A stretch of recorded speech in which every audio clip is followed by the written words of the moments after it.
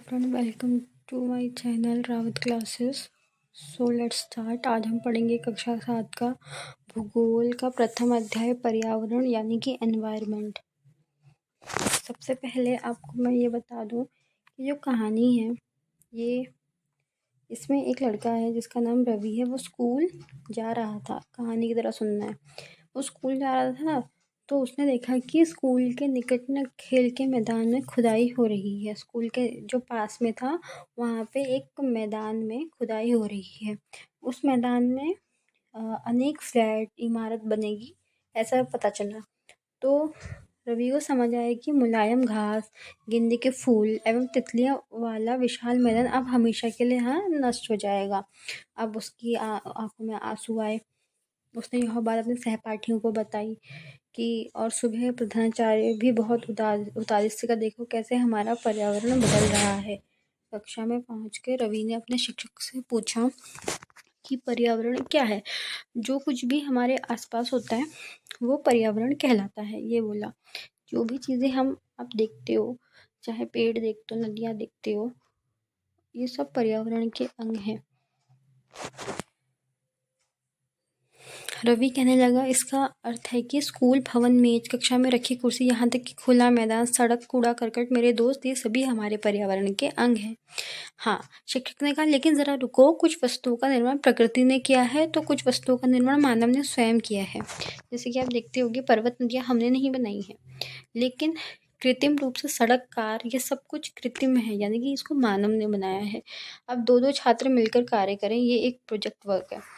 यहाँ पे जो ब्लू में लिखा है, ये लिखा पर्यावरण हमारे जीवन का मूल आधार है। ना हम पर्यावरण के बिना पर्यावरण का पेड़ अगर हिस्सा है तो उससे हमें ऑक्सीजन मिल रही है।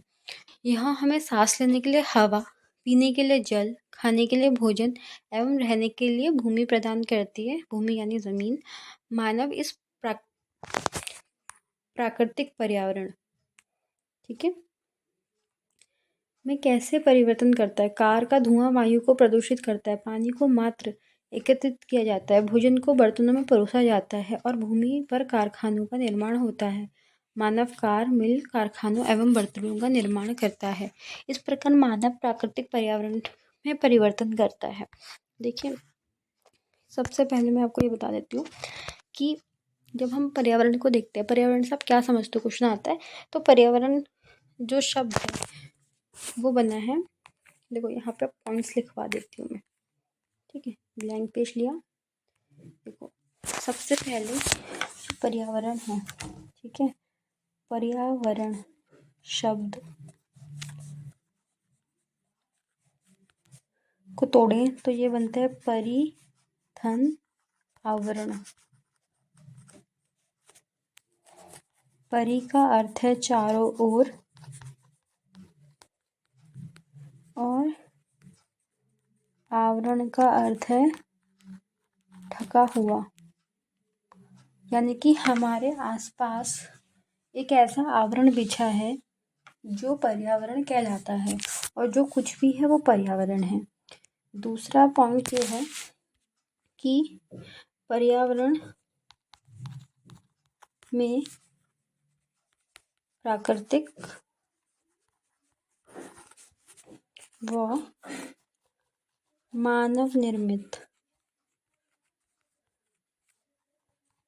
दोनों तत्वों का समावेश है, ठीक है। मैं कहना क्या चाहती हूँ, मैं ये कहना चाहती हूँ कि मानव भी पर्यावरण से छेड़छाड़ करता है, सड़क बनाता है, कार बनाता है, ठीक है, पानी से बिजली उत्पन्न करता है। वहीं प्रकृति हमें पेड़, फल, फूल, कंदमूल देती है। चलिए अब पर्यावरण के घटक पढ़ लेते हैं। पर्यावरण के घटक में मैं बता दूं कि पर्यावरण के घटक में 3 चीज़ें आपको दिख रही होंगी। जैसा कि पहले मैं बता दूं, प्राकृतिक घटक, मानव निर्मित और स्वयं मानव, ठीक है। देखो, प्राकृतिक के अंतर्गत हम देख लेते हैं, इसके अंदर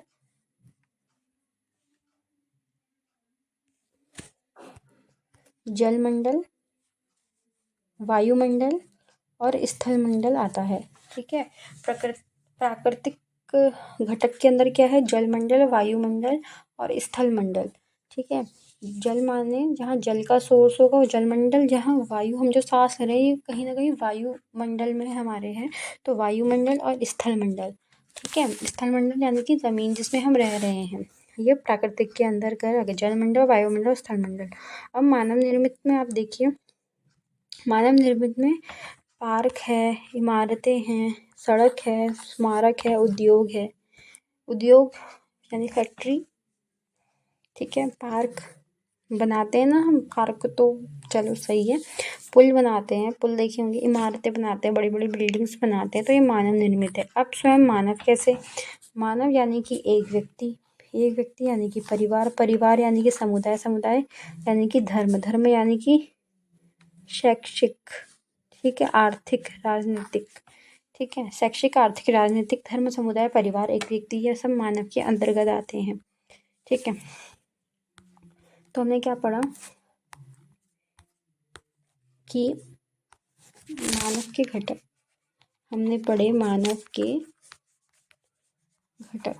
ठीक है, मानव के घटक के अंतर्गत, ठीक है, मानव के जो घटक हैं उसके अंतर्गत आपने क्या पढ़ा? एक प्राकृतिक, दूसरा पढ़ा मानव निर्मित, और तीसरा पढ़ा स्वयं मानव। ठीक है, प्राकृतिक के अंतर्गत आया वायुमंडल, जलमंडल और स्थलमंडल। ठीक है, मानव निर्मित के अंतर्गत तो कार, सड़क, ये सब कुछ आ गया। मानव में आया स्वयं व्यक्ति, व्यक्ति से बना है एक परिवार, परिवार से बना है एक समुदाय, समुदाय से मिला धर्म, धर्म में शैक्षिक, आर्थिक, राजनीतिक, ये सारी चीज़ें का समावेश होता है। दिख रहा होगा आपको चित्र में ये सब।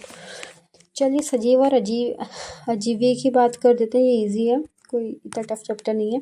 जीवीय, जीवीय सजीव प्राणियों का संसार, यानी जो उसमें हम सांस ले सकते हैं, जो प्राणी होते हैं, पादप और जंतु। अजीवीय में जो सांस नहीं ले सकते, जो निर्जीव पदार्थ है, जैसे कि स्थल। अब देखिए, इसलिए हम प्राकृतिक पर्यावरण में परिवर्तन करते हैं और कभी कभी उसको नष्ट भी कर देते हैं। ऊपर के वातावरण से आप समझ सकते होंगे कि किसी भी जीवित प्राणी के चारों ओर पाए जाने वाले लोग, स्थान, वस्तुएं एवं प्रकृति को पर्यावरण कहते हैं। यह प्राकृतिक एवं मानव निर्मित परिघटनाओं का मिश्रण है। अब पर्यावरण का अर्थ बदल चुका है। पर्यावरण का अर्थ है कि प्राकृतिक पर्यावरण में पृथ्वी पर ठीक है, प्राकृतिक एवं मानव निर्मित दोनों का मिश्रण है और परिघटनाओं का मिश्रण है। प्राकृतिक पर्यावरण में पृथ्वी में पाई जाने वाली जीवीय, अजीवीय दोनों परिस्थितियां मौजूद होती हैं। ठीक है, किसी भी जीवित प्राणी में चारों ओर पाए जाने वाले, देखो इसको आप लिख सकते हो, किसी भी जीवित प्राणी के चारों ओर पाए जाने वाले स्थान, वस्तुएं, प्रकृति को पर्यावरण कहते हैं। ठीक है, किसी भी जीवित प्राणी के चारों ओर पाए जाने वाले लोग, वस्तुओं एवं प्रकृति को पर्यावरण कहते हैं। ठीक है, अब पर्यावरण को शब्द की उत्पत्ति फ्रेंच से हुई थी। ठीक है, पर्यावरण यानी कि एनवायरनमेंट, शब्द की उत्पत्ति फ्रेंच शब्द एनवायरोनेर या एनवायरोनेर से हुई है, इसका अर्थ है पड़ोसी। प्राकृतिक पर्यावरण, देखो भूमि, जल, वायु, पेड़ पौधे, जीव जंतु मिलकर प्राकृतिक पर्यावरण बनाते हैं। स्थल, जलमंडल, वायुमंडल, जैवमंडल से आप पहले से परिचित होंगे। पृथ्वी पे एक ठोस परपट्टी होती है या कठोर ऊपरी परत में स्थलमंडल होता है। यह चट्टान खनिज से बना होता है। स्थलमंडल जिसमें हम रह रहे हैं खनिजों से बना है, चट्टानों से बना है, मिट्टी की पतली परत से ढका हुआ है। यह पहाड़, पठार, मैदान, घाटी आदि जैसी विभिन्न स्थलाकृतियों तथा विषम धरातल होता है। ये स्थलाकृतियां महाद्वीप के अलावा महासागर की सतह पर भी पाई जाती है।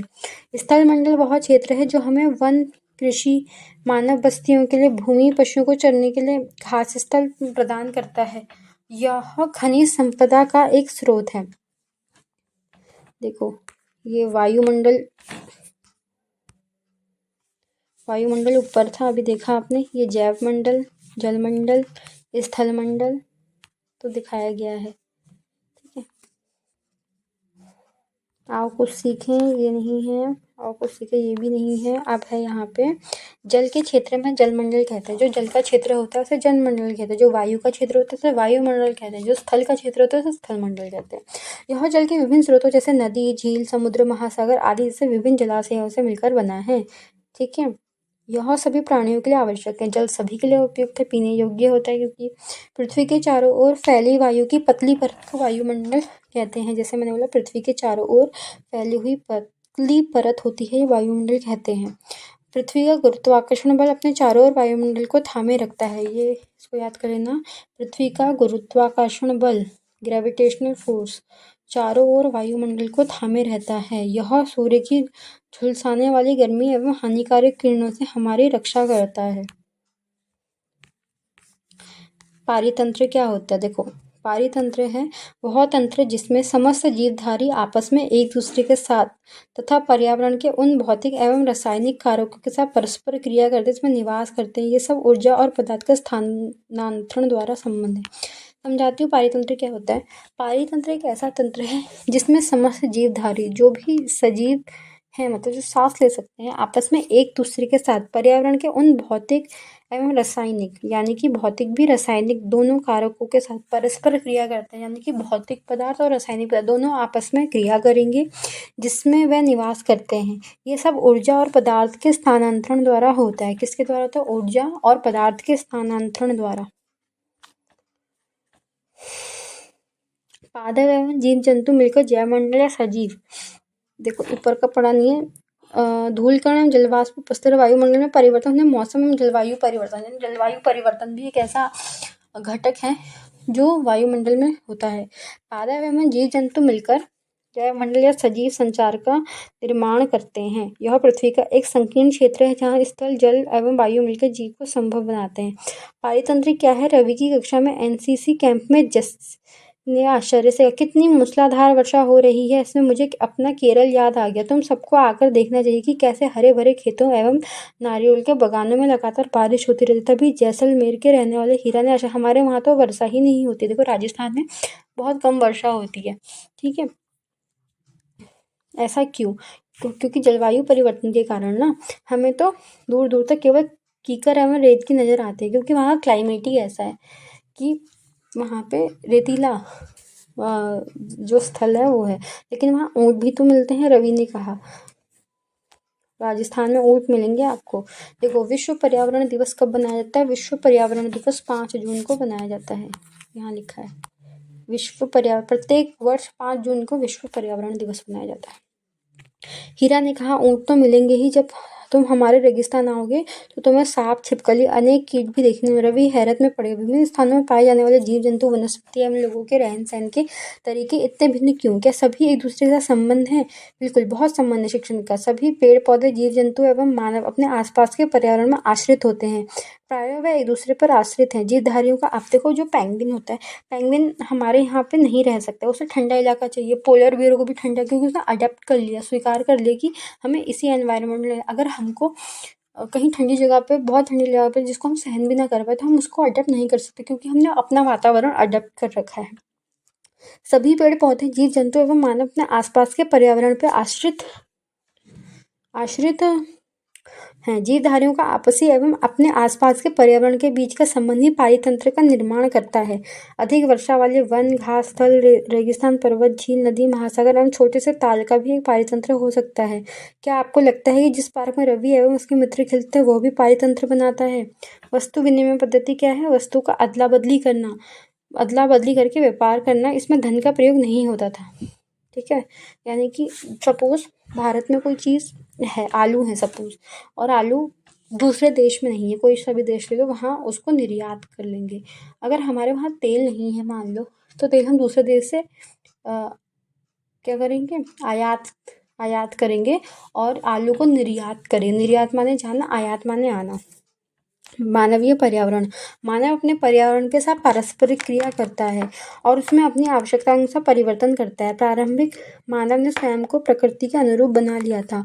उनका जीवन सरल था एवं आसपास की प्रकृति से उनकी आवश्यकताएं पूरी हो सक जाती थी। समय के साथ कई प्रकार की आवश्यकताएं बढ़ी। मानव ने पर्यावरण के उपयोग में परिवर्तन करने के कई तरीके सीखे। उसमें फसल उगाना, पशुपालन, स्थायी, ये देखो धीरे धीरे चीज़ें हुई ना। आदि मानव फिर इंसान में कैसे बना, चेंज हुआ, उसे सीखने में, हर चीज़ सीखने में टाइम लगा। तो मतलब मानव का विकास धीरे धीरे हुआ। वस्तु विनिमय पद्धति का विकास भी कभी ना कभी किसी ने किया होगा, तब जाके हमें पता चला। व्यापार आरंभ हुए, वाणिज्य का विकास हुआ, बड़े बड़े पैमाने पर उत्पादन प्रारंभ हुए, परिवहन तेज गति से प्रारंभ हुए, सूचना क्रांति से पूरे विश्व में संचार क्रांति से द्रुत गति आ गई। क्या आप जानते हैं कि आप गर्मी में रसीला तरबूज एवं सर्दी में भुनी हुई मूंगफली खाना क्यों पसंद करते हैं? प्राकृतिक एवं मानवीय पर्यावरण के बीच सही संतुलन होना आवश्यक है। मानव को पर्यावरण के साथ समरसता में रहने का एवं उसका उपयोग सीखना चाहिए। रवि की कक्षा में मिजोरम की एक लड़की है नूरी। वह अक्सर अपने स्थान को हरियाली की बात करती है। खेल का मैदान नष्ट होने का रवि की उदासी देखकर नूरी ने उसे आने वाली छुट्टियों में अपने घर मिजोरम आने को कहा। रवि ने शिक्षक ने सभी बच्चों को कहा, छुट्टियों में जिन स्थानों पर जाएंगे वहां भूदृश्य, घरों एवं लौकिक क्रियाकलाप चित्र बना के लाएं। देखो, आज हमने सीखा कि पर्यावरण क्या है। पर्यावरण वो जीवीय अजीवीय क्या होते हैं, पारितंत्र क्या होते हैं, जिसमें रासायनिक और भौतिक क्रियाएं होती हैं, वही पारितंत्र है। पारितंत्र जिसमें जीवधारी आपस में एक जगह पर्यावरण के उन बहुत, मैंने कहा ना, ऊर्जा और पदार्थ का इसमें स्थानांतरण होता है। तो वो पारितंत्र क्या है। प्राकृतिक पर्यावरण से आप क्या समझते हैं? स्थल मंडल क्या है? मानव निर्मित पर्यावरण, 4 उदाहरण। जैव मंडल क्या है? जीवीय पर्यावरण के 2 प्रमुख घटक। इनमें से कौन सा प्राकृतिक पारितंत्र नहीं है? मरुस्थल, ताल, वन। इनमें से कौन सा मानवीय पर्यावरण का घटक नहीं है? स्थल, धर्म, समुदाय। इनमें से कौन मानव निर्मित पर्यावरण है? पहाड़, समुद्र, सड़क। इनमें से कौन सा पर्यावरण के लिए खतरा है? पादप वृद्धि, जनसंख्या वृद्धि, फसल वृद्धि। इसको जो टिक वाले हैं ये आप मुझे क्या करेंगे, कमेंट सेक्शन में बताएंगे। ठीक है, थैंक यू सो मच।